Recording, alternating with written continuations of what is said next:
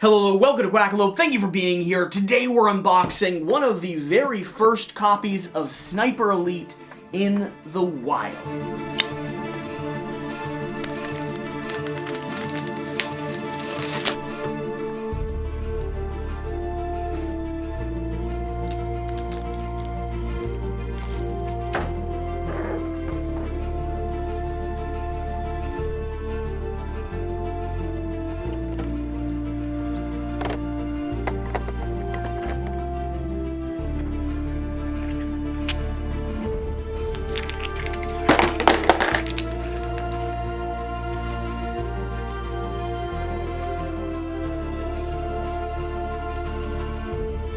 Wild. This is Devin from Devin Talks Tabletop, and he's going to walk you through everything your succulent little heart desires, along with the potential for mouthfeel? Maybe some mouthfeel.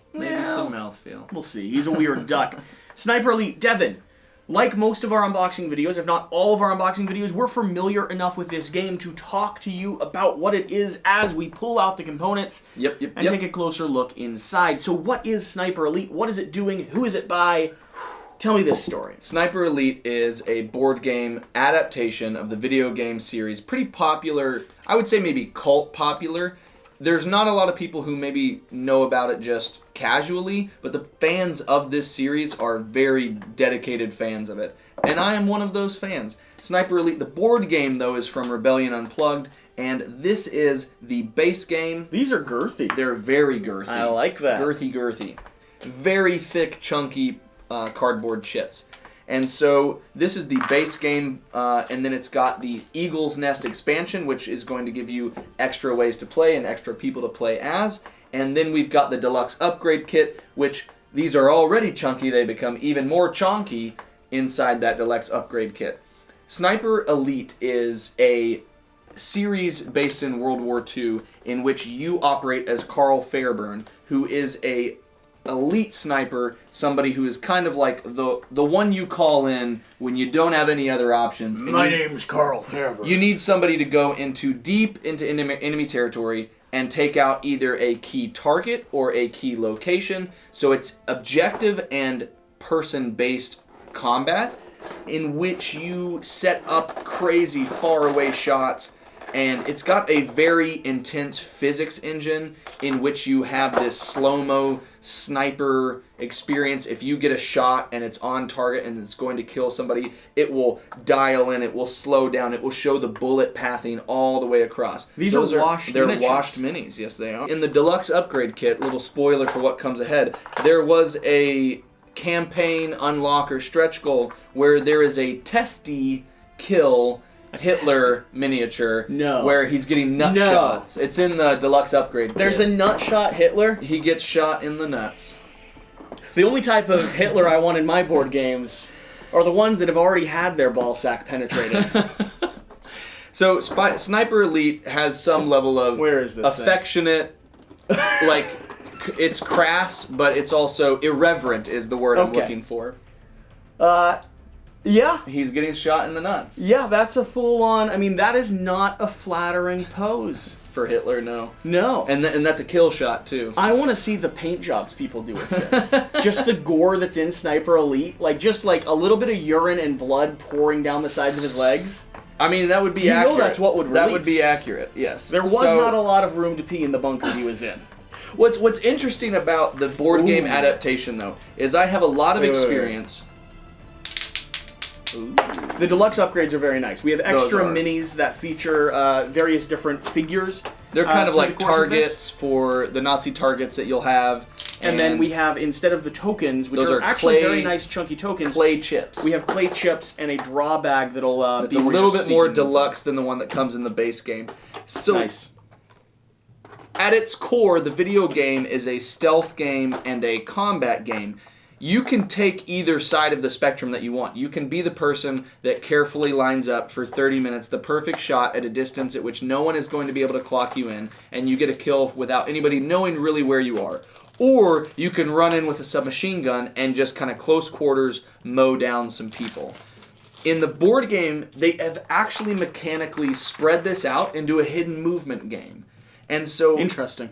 And even more interesting than that... So it's a one versus one or one versus many. And guess who the one is? Who's the one? It's the sniper.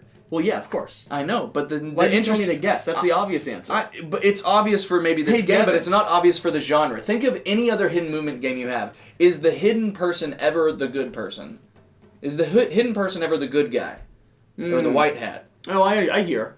That is, I guess, a twist on the classic hidden movement system. Genre. Yeah. Interesting. So most of the time, it is a collective group of people who are trying to find the bad person. In Mind Management, you're trying to find the evil recruiter from the agency. In Beast or in Fury from Dracula, you're trying to find Dracula. In Letters from Whitechapel, you're trying to find Jack the Ripper. In this, though, it is actually the player by themselves trying to evade the German occupational forces at any location on the board. They're trying to stay hidden, they're trying to move around and find objectives, and then they're also trying to take out targets. I enjoy the deck of card secret message. Like the art on here, it's a card that shows you your secret objective. Yes. But what it would really have been, like in the field, would have been like an ace of spades left in a lamppost. Yeah. And you're like, great, I need to sabotage the torpedo store. No, I love the visual kind of loyalty to the aesthetic of the game, to the time period. Sure. It's definitely got a lot of the kind of graphic design that would make you feel like you're reading old dossiers of the kind of like objectives you need to do. You're getting your intel.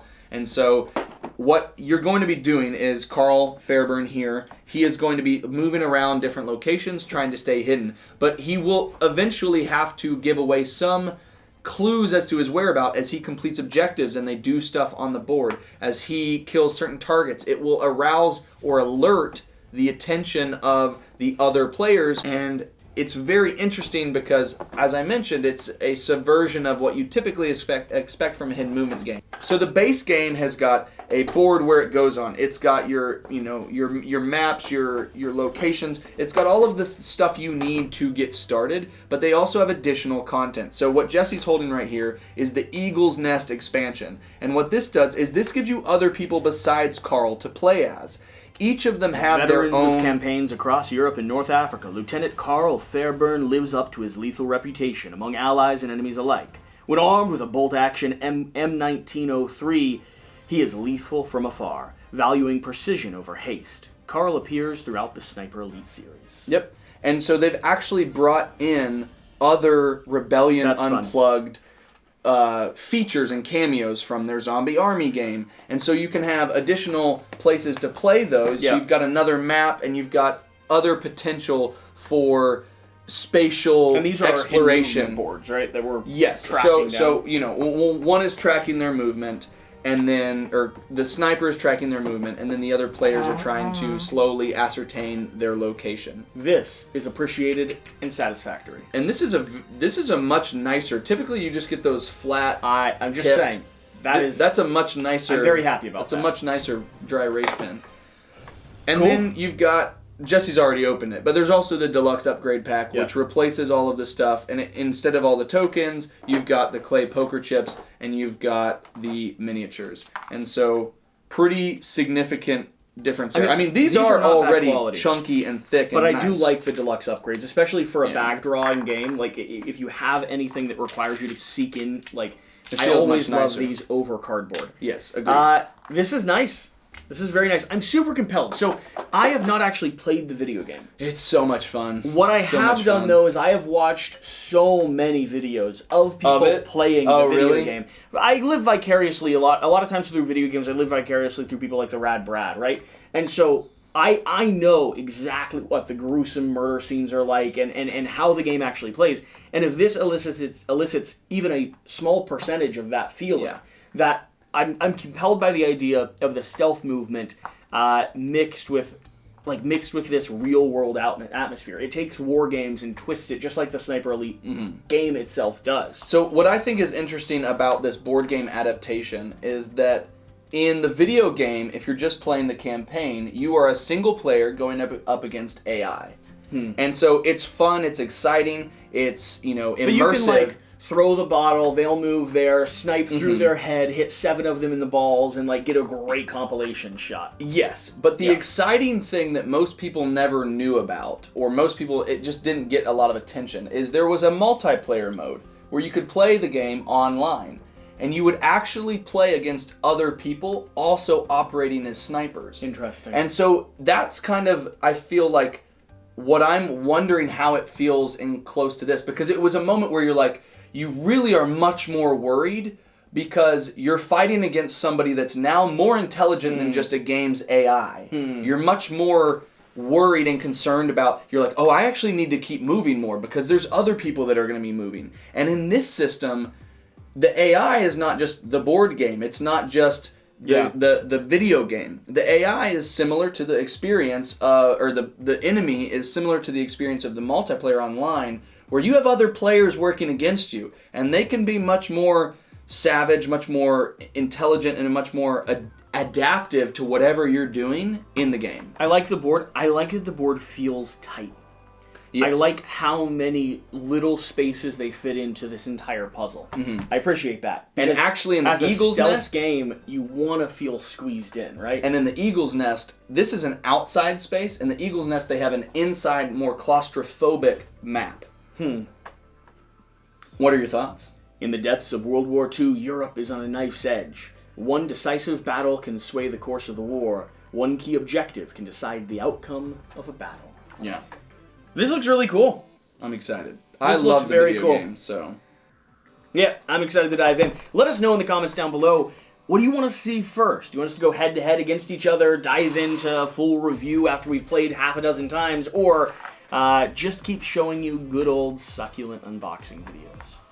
Whatever the case, whatever you do, remember to do the important thing. Get out out and there. play some games. Play some games. See you next time. Bye.